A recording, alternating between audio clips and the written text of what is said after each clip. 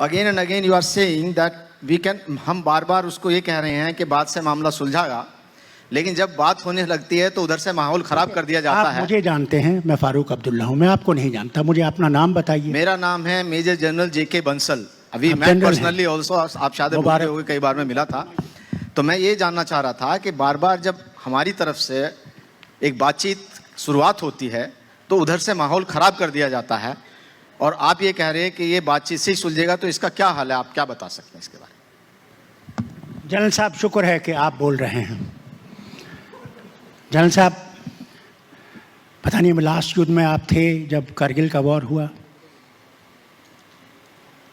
आपने देखा कि कौन सी किस तरह से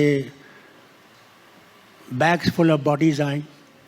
मैं उस वक्त खुद कारगिल गया, और जब मैं कारगिल गया, जनरल साहब मेरे साथ थे GOC 15th को, और हम पहुंचे बटालिक में।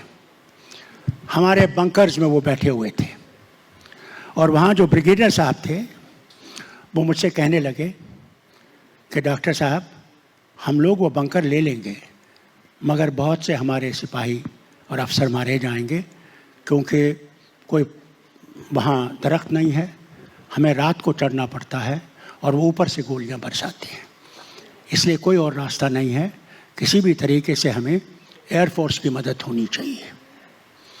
तो सुन लीजिए, मैंने वहाँ से जब आया तो मैं द्रास में उतरा। द्रास में टाइगर हिल से वो फायर कर रहे थे, जो हमारी पहाड़ी थी, और हम उतर गए तो हेलीकॉप्टर उड़ गया, हम बंकर के अंदर नीचे चले गए। वहाँ भी ब्रिगेडियर साहब कमांड में थे।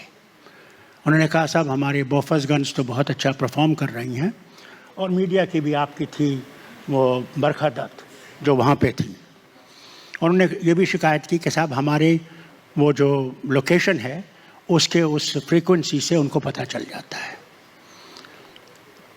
तो उन्होंने भी यही कहा कि साहब, we need help of air force to save the situation, we will get it but we will lose lot of lives. मैं दिल्ली आया, उसी वक्त वाजपेयी जी के घर पहुंचा। I saw the air chief coming out, so I sat. अंदर में पहुंचा तो होम मिनिस्टर थे, वो थे, और ब्रजेश मिश्रा और कुछ और लोग थे। तो मैंने इन्हें सुनाया। मैंने कहा, ये दोनों कहते हैं हमें एयरफोर्स की मदद चाहिए, और उसके बगैर लाशें बहुत पड़ेंगी।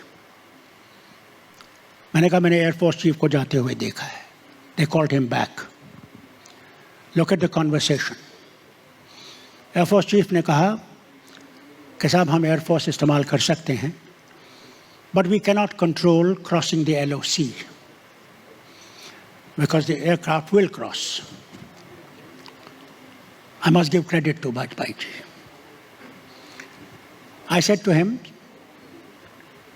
Air Chief, did they take our permission to come nearly 100 miles into our territory? सुनिए मेरी बात सुनिए, आप पहले पूरी तरह सुन लीजिए। He said no. It was the Prime Minister who ordered Air Force. We drove them back. We never crossed the LOC. Today the situation is, both are nuclear powers. You are nuclear power, they are nuclear power. We cannot afford a nuclear war, destructive, for so many people to die who have nothing to do with this land. Therefore, we must keep on trying. We must not lose faith in ourselves and what we believe. But that is the thing, that if you start saying, no, we have failed, so many talks have taken place, it didn't work, General Saab, it will work. We have to pursue towards peace and towards methods of finding ways of solution without war, no other way.